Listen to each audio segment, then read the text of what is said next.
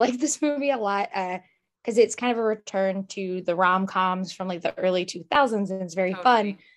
Totally. But starting with you, Scott, it's also a return for you working with Charlie Day It's in a true. very different kind of context. So what was it Yeah. like getting to work on this comedy with him versus something like Pacific Rim Uprising? First off, Charlie is an incredible performer and just an all-around great dude. Yeah. So every day on set with Charlie Day is a fun day. Do you have this air after the movie comes out or before? Do you know? Either way, I could cut the whatever you're about to say for afterwards if it helps. Well, I will say it's the second time that I get to punch him in a film. Hey. Hey. He deserves it, though. He does deserve it. Yeah. He really deserves it. Yeah. He's got that face. You just want A punchable You've got to face. punch him. Just kidding. Yeah. And what's really interesting, especially with your character, Clark Jenny, is that she is the kind of character that would come across as a stereotype in a lot of ways, Yeah. but she doesn't in this movie. Oh, And good. so what was the struggle of kind of bringing her to life and making her this fully fleshed, like fun character to explore versus like what would have been a stereotype in a lot of other worlds? I think I just did my best to keep her apart from everything. Like I tried not to make her in relation to what Jenny's character might be thinking, you know? Like I just created a full human who's living her life and everything else is just happens to be happening around her. So, I don't know, she's just a person at the end of the day. Who bakes pies? Yeah. Pretty good ones. That's it. Good pies. It's fun Come over quiches. for the pies. And quiches, yes. Hugs and quiches. Hugs and quiches. And I always like to kind of ask those questions because I think it's fun. What do you guys hope audiences get to take away when they get to see I Want You Back? Because I know it's been a while, but it's finally coming out. So it's going to be exciting to see what they say. That's a good one. I think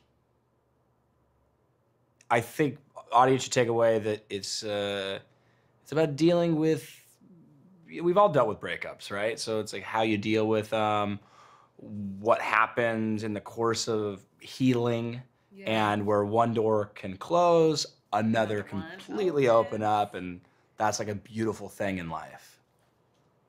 Yeah, I think like just being patient and hopefully, unlike these characters, trusting that love will come no matter what you do, so you don't have to do all the crazy stuff that they do. It's coming for you anyways. Unless you're a real jerk and then it doesn't come. Even jerks get it, you know? Get the love. They get everyone gets love. Get love. Thankfully. Yeah, everyone eventually. And for fun, why not? Where do you guys think both of your characters ended up after this movie? Because we saw them together. They found each other. And I it was Want wonderful. You Back too? Oh, yeah. So I Want You Back 2 happens. Where do we find you guys? Jenny's definitely running a strip club. Definitely. Definitely. And my character is probably some sort of male stripper, but probably more like you're working there at the strip club. Yeah, but like more, he's trying to be a male stripper, but he's not quite. So he's maybe like more like a fluffer. A fluffer. Yeah. I kind of like that. Yeah. Yeah. Always in service. So she's But that's what I Want You Back too. We don't want to give away the movie. Yeah, no. No, sorry. Yeah. So she's just Matthew McConaughey though in, you know? Yes, you're the Matthew McConaughey character of Magic Mike. Exactly. That's Jenny's role. That's right. Exactly. That's right. Right. Thank you guys so much. I can't wait for everyone to get to see I Want You Back. Thank you so much. Bye. Have a good one.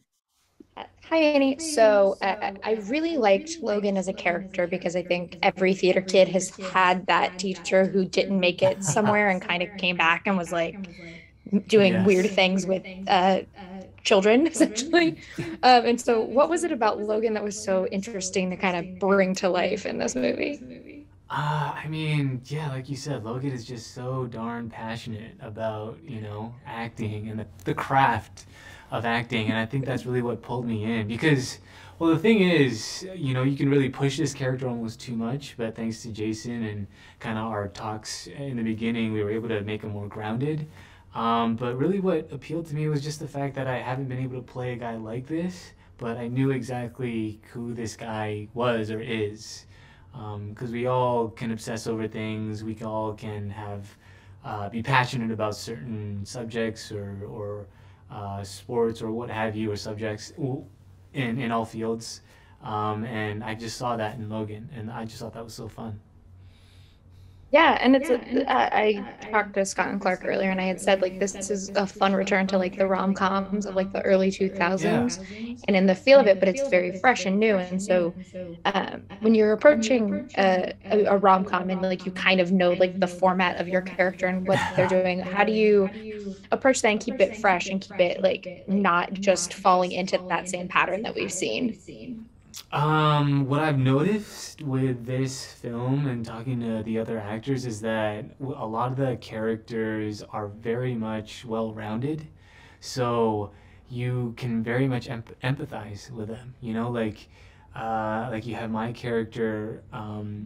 Obviously, he's super passionate about the craft of acting, but he cares so much about the kids. You know, and he's also very loyal to his school, but also his partners. You can, and all like, I remember somebody asked like, who was the breakout in this film, and we couldn't really answer that just because we all have our part. That it was really very much a team sport. So yeah, I don't know. I think this and a very all credit due to Jason as well, because he's the one who steered the ship very well to make it more grounded and not just a archetypey rom com or because rom coms are kind of getting a bad rep right now, and Yeah. Jason's trying to bring it back to that Harry Met Sally feeling or Sleepless in Seattle feeling, and hopefully we were able to accomplish that. Yeah, and well, because it's funny. I talked to Clark and I had asked like that character would have been a stereotype in any other movie, but she isn't in this. And Logan's kind of Yeah. the same way. With like when you look at him on paper, like, oh yeah, that's that kind of theater teacher. But it's like when you're watching it, it's not. It's fun, and Yeah. like he has a really cool storyline. But it is also like a testament to you as a performer because every time we see you, it is a completely different character, and you embody them completely in your work. And Oh, so thanks, what Rachel. is of course, I mean, I'm a nerd. I have a Leslie note behind me, so like I love all those like Yes. comedies. But with my sleeping Benjamin Wyatt, the cat beside me. But with Amazing. a show with a movie like this and coming off of a hit show like The Good Place, what do you want to see for you as a performer in the future that you kind of want to branch into? I want to do all the things. I want to do the A24 indie. I want to do the Marvel DC film. I want to do the live action anime. I want to do, yeah, all of it. I just want to be able to perform and stretch different muscles. And like to touch on that, Jason and this whole team trusted me with Logan, this character that I've never gotten to play before, and which is part of the reason why I love this project so much. I love this character so much was because I was able to explore a character that I've never done in the past, and they gave me room to do that. So I am grateful for them, for sure, always. Yeah, and as a follow or final question, I always like to ask, what do you hope audiences get to see or get to take away from I Want You Back when they get to see it? Um,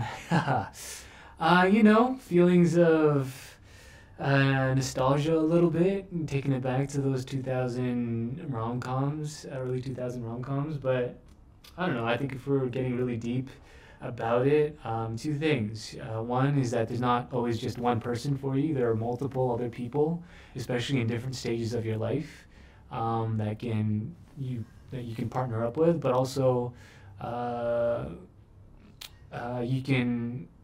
It's okay to be by yourself. It's okay to be alone for a little bit and grow by yourself before you find that partner, if you want to find that partner. So yeah, hopefully the audience can take that away.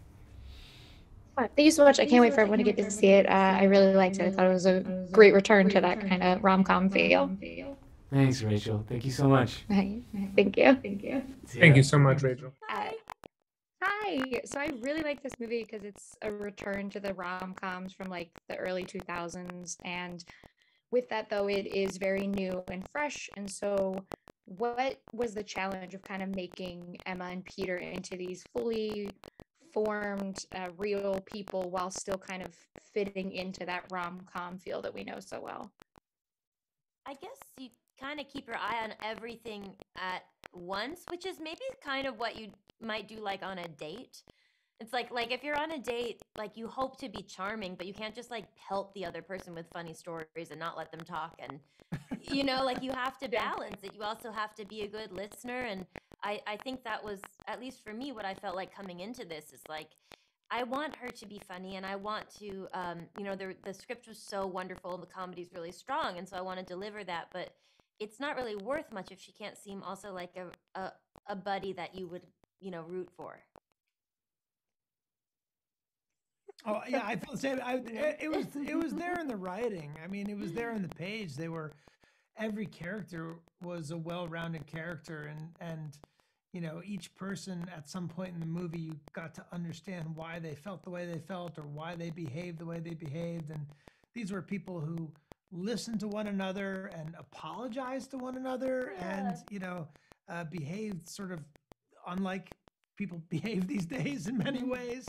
So I think that really that the credit is due to Elizabeth and Isaac for their really strong writing.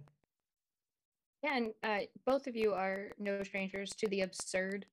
You both have kind of done those absurd comedic roles and brought them to life beautifully, but this is kind of like very grounded in reality humor that works very well. And so how different is it approaching these kind of characters where they are funny, but they're not like in your face like Mona Lisa or Charlie, like they're kind of actual people for once, if that makes sense? I think at least for me, it's like you kind of in a way have to crush on your own character. Like you have to like Mona Lisa, when I was Mona Lisa, like I'm not going to work being like, what would make her likable? Like she literally is the worst person. And so you're just allowed to be like really intense about that.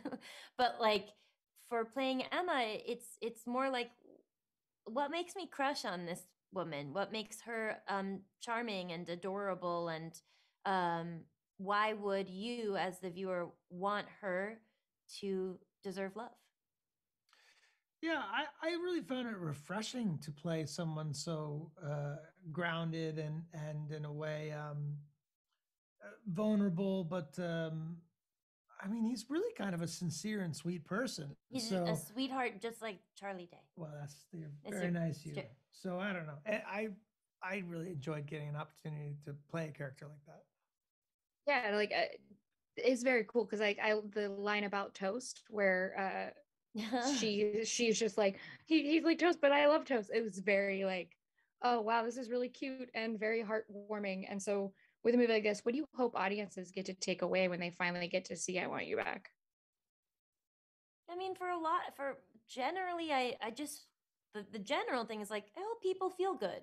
Everyone's been having a real hard time for quite a while now. And it feels nice to, in a way, sort of like serve up a genre that has been sort of like changed or left behind, and I'd like to come back to people with a real rom-com that feels good and hopeful. Yeah. I feel the same. I feel like it's such a positive movie, and it's really about people and their vulnerabilities, and obviously about love. And I hope that it makes audiences just feel happy and good, and reminds people that we can fill the world with some sweetness and sincerity, and that is still a effective mode of being. Yeah, still possible. Yeah. Yeah, thank you guys so much. I'm glad people can add this to their collection of watching your guys' stuff to get us through the last couple of years. Because I know I've spent so much time watching both of your shows to kind of cope. So thank you guys. Thank you so much. Thank you. Happy to help. Have a good one. Bye.